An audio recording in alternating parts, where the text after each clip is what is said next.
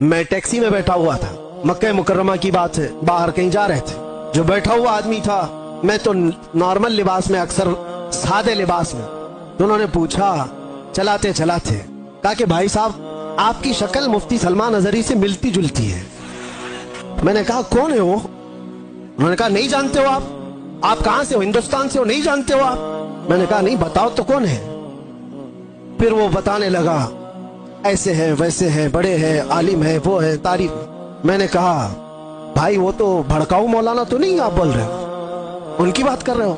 वो गुस्से में आ गया, तिलमिलाया, कहा तौबा करो नहीं तो टैक्सी से उतर जाओ। मैंने कहा बात क्या है?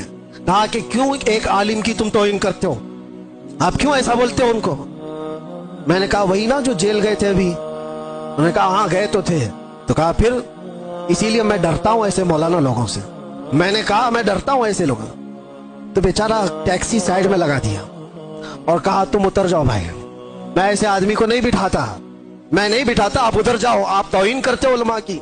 मैंने कहा चलो माफ करो, ये टॉपिक छोड़ दो, दूसरी बात करो। फिर वो यूट्यूब खोल करके दिखाने लगे, ये देखो, ये सुनो, हक बात कहा है, जालिमों ने पकड़ा है, फला फला सारी चीजें बयान, खामोशी से सुनते रहे।